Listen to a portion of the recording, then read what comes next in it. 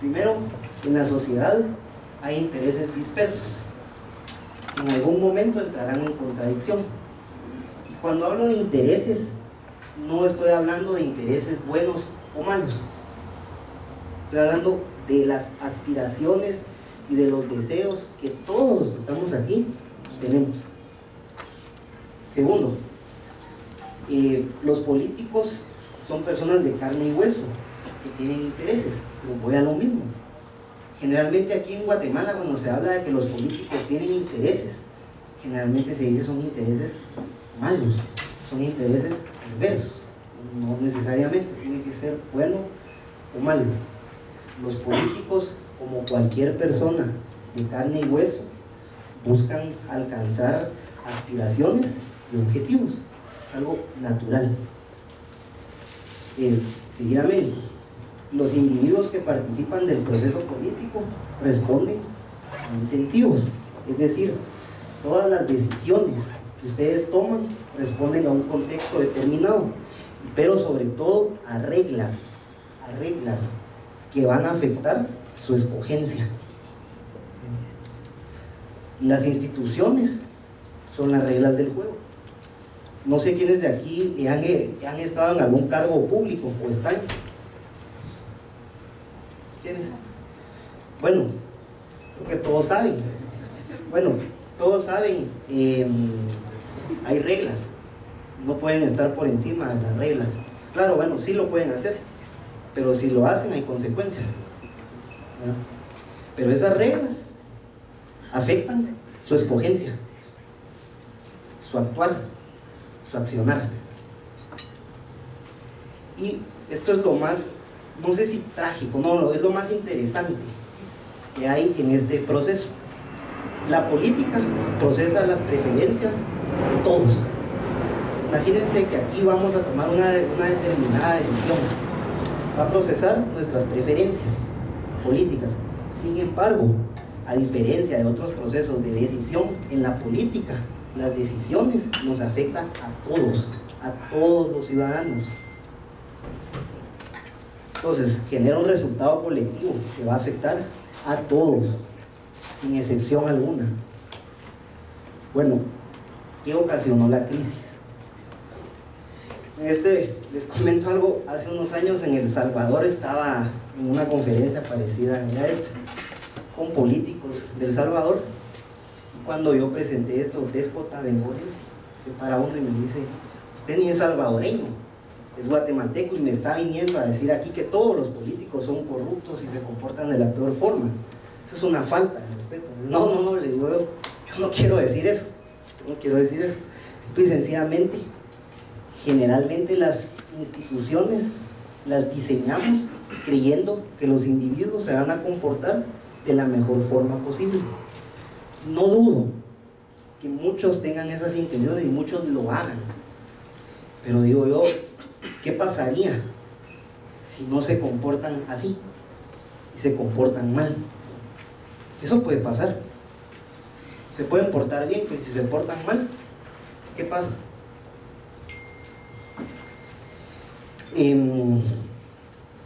Ley de Gresham, no sé quiénes de aquí han escuchado la ley de Gresham.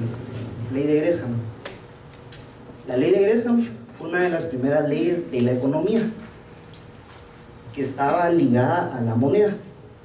Desde la ciencia económica, la ley de Gresham indica que cuando hay dos monedas en circulación, una se vuelve buena y la otra se vuelve mala. Entonces la moneda mala expulsa a la buena.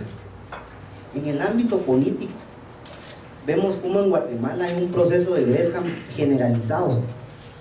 ¿Hay políticos buenos? Les pregunto. Hay políticos buenos, pero hoy por hoy han sido desplazados por los políticos malos. Cuando venía en camino, escuchaba los noticieros.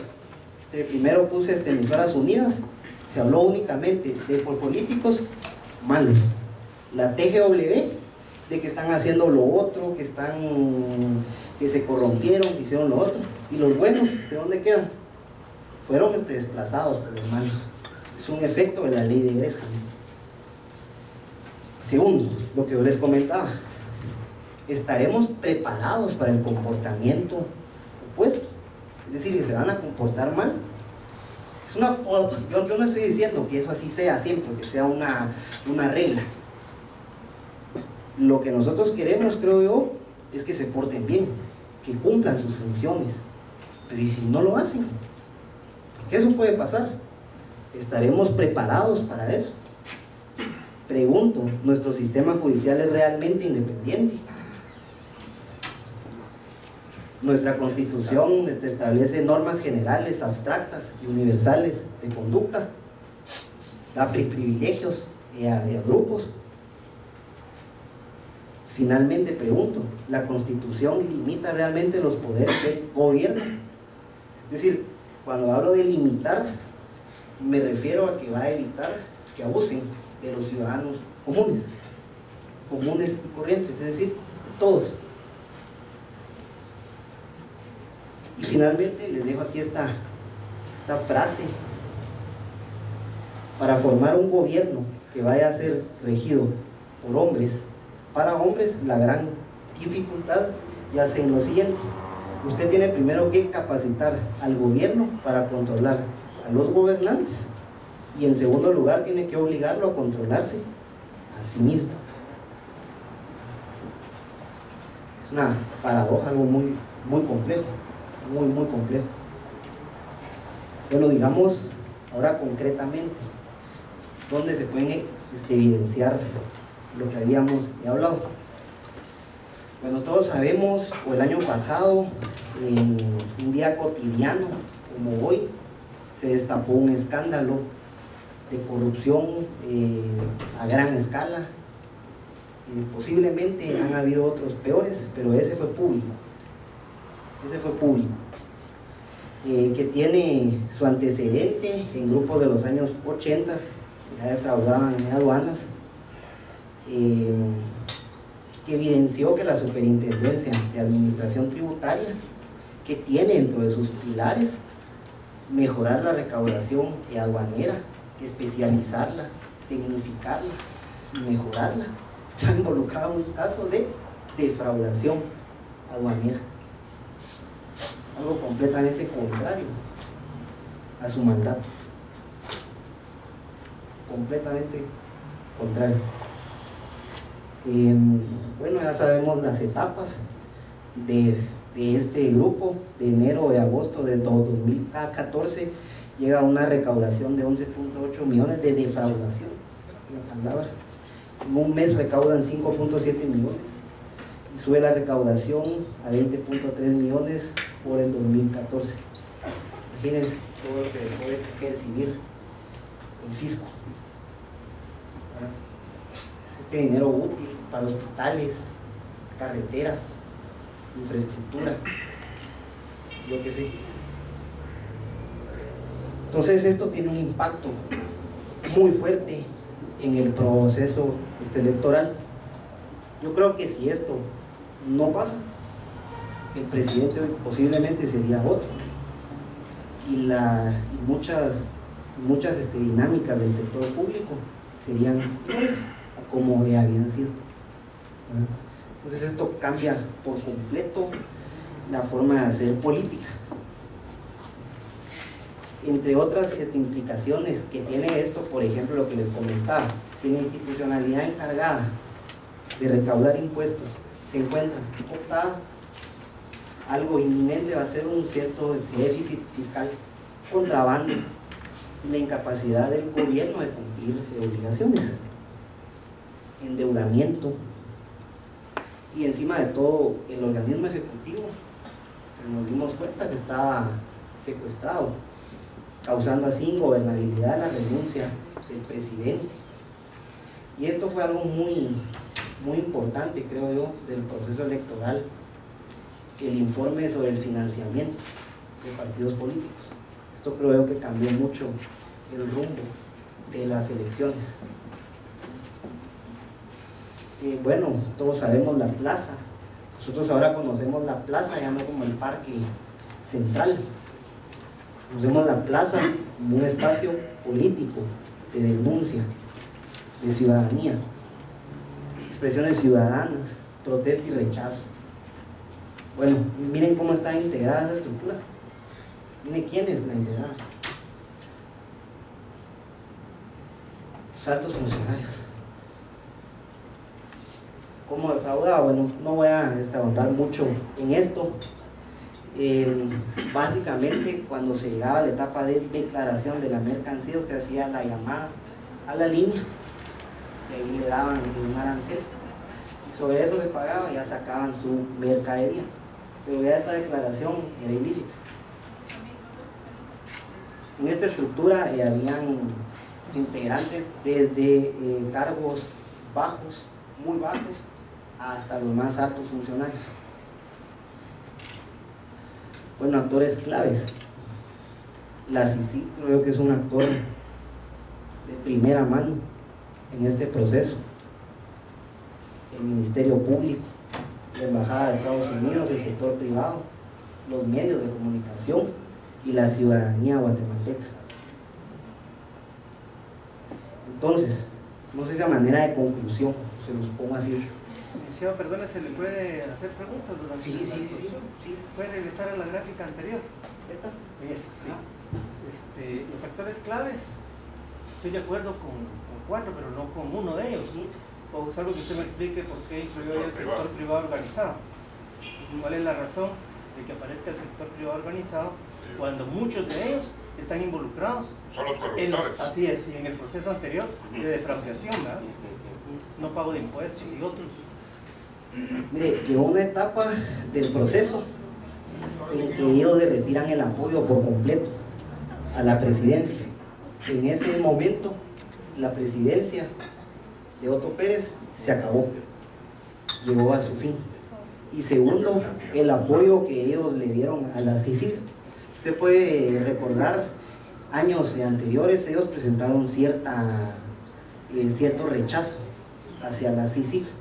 Entonces este fue un momento, fue un apoyo coyuntural, si lo quiere ver así. Sí entiendo claramente que ellos forman parte, ¿cómo le podríamos decir? No de la línea, sino ellos son los que entran grandes mercaderías bajo esto, ¿verdad? Sin embargo, es un poquito complicado a veces saber los nombres de ellos. Muchos de ellos utilizan empresas almacenadoras para traer la mercadería, gran mercadería. Entonces, posiblemente se van a encontrar los nombres de los dueños de las almacenadoras. Los empresarios que se vieron involucrados son empresarios pequeños, que ellos mismos van a la aduana y sacan su mercadería. Pero sí, estoy de acuerdo en ese sentido, sí, yo considero que sí, ellos han sido productores.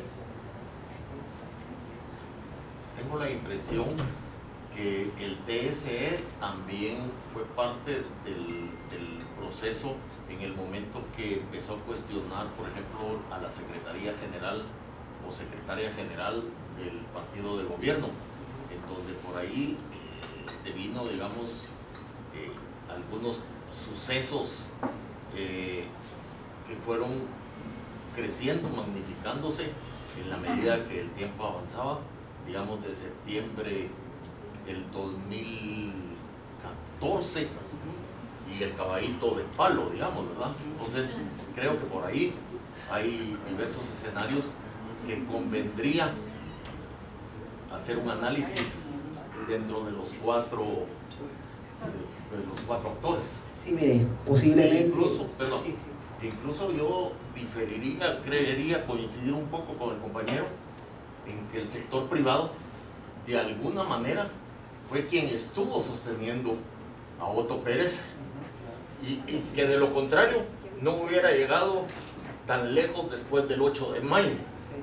Creo que hubiera caído el 10, el 9, el 11 de mayo, si no es por el sector privado, que si caía Otto, veía muy afectados sus intereses. Visión muy personal. Bueno, mire, yo considero de que él se logró mantener, él lo hubiera entregado el 14, a las 14, él entrega, ¿verdad?, su cargo.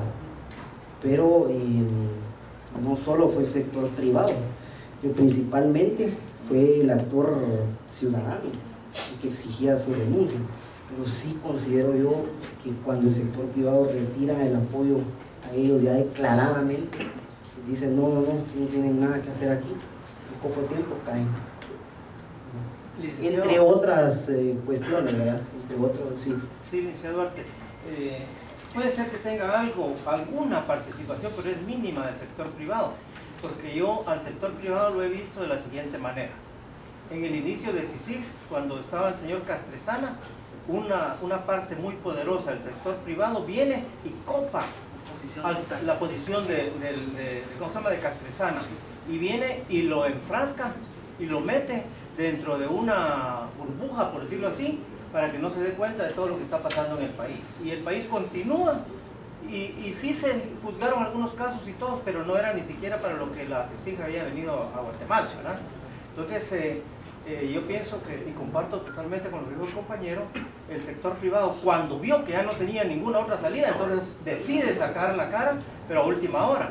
Yo incluso ahí pondría otro grupo que no está ahí, que no es todo el sector, pero es un sector que sí ha tenido mucho que ver con que se destapen las cosas en Guatemala, que es una parte de la prensa, es prensa independiente, porque lamentablemente también tenemos en Guatemala prensa que no es independiente. Fafiada. Así es, y comprada por el gobierno y por un montón de sectores de poder. Entonces yo sí pienso que a la prensa debería de ponérsele, por lo menos a ese sector de la prensa que ha contribuido a que la ciudadanía, que usted la tiene ahí en el centro, abra los ojos. Porque si no, ¿quién le abre los ojos a la ciudadanía? ¿Verdad? Y también incluiría una parte del sector justicia. Porque, perdonen, pero si no tuviéramos una parte del sector justicia, donde hay un juez como el que hay ahora, dando la cara y condenando a esa gente, perdonen, eso no pasaría de un punto a otro, y ahí mismo se moriría. Entonces, yo sí pienso que habría que ampliar un poco eso de los actores claves, ¿verdad?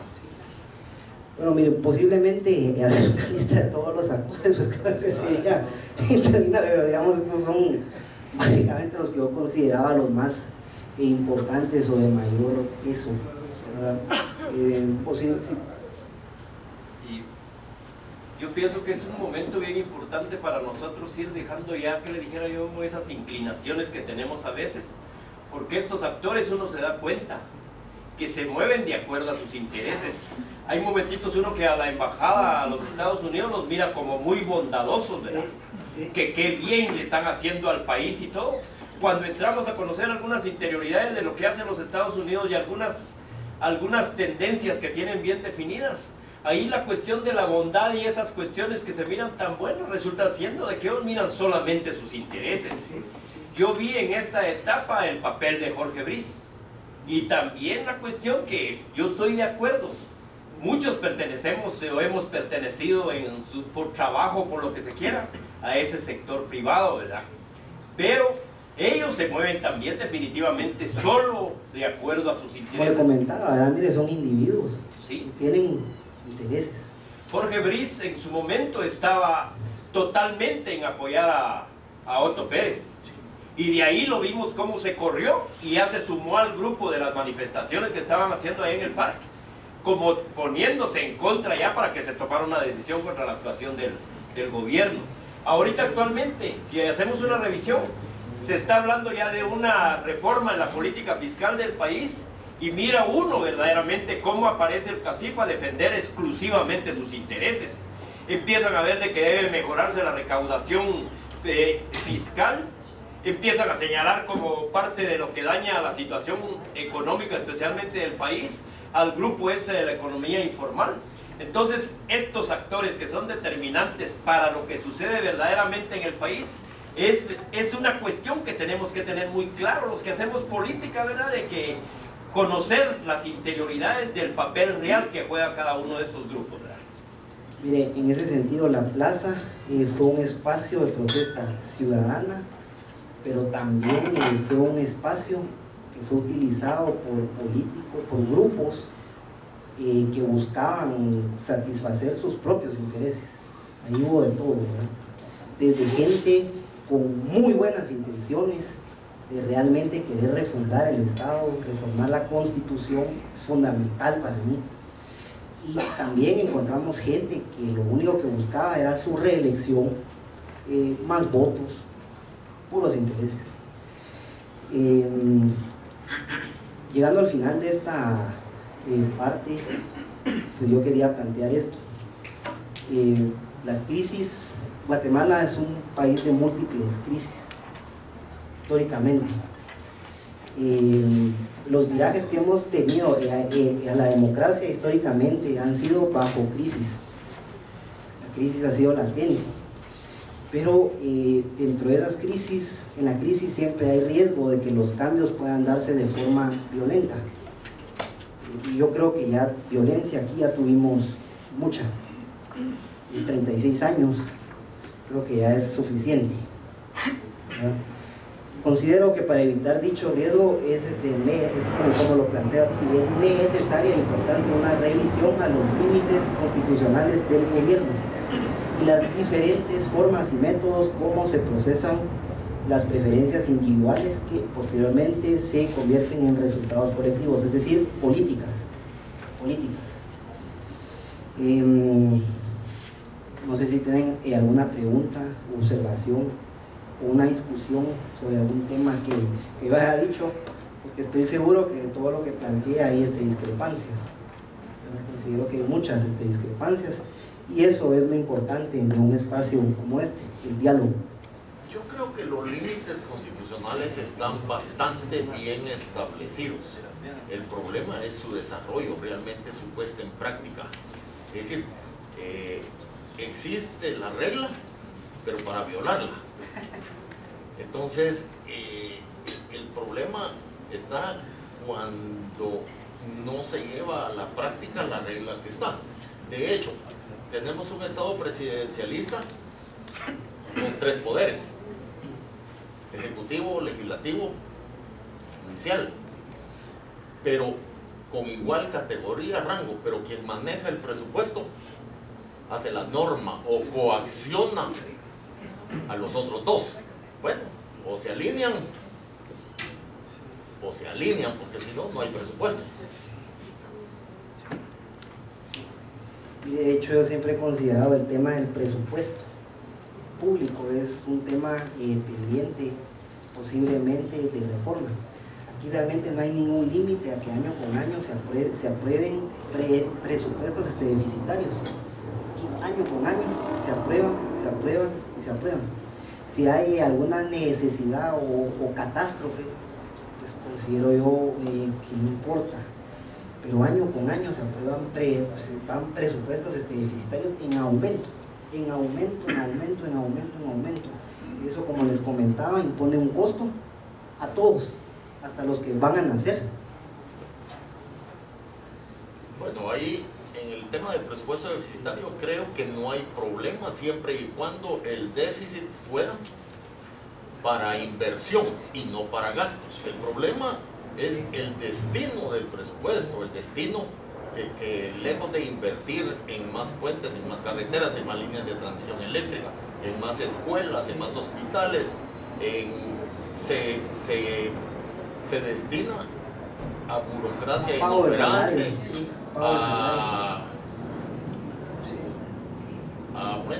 agarra otros destinos. Pero es como cuando usted presta para construir una casa y se ahorró parte de lo que pagaba en alquileres. El día de mañana podrá vender su casa aunque sea a valor de rescate. Le ha invertido 100,000 y aunque sea 75, 65, lo que sea, recupera. Si hubiera alquilado, eso le quedó a la renta.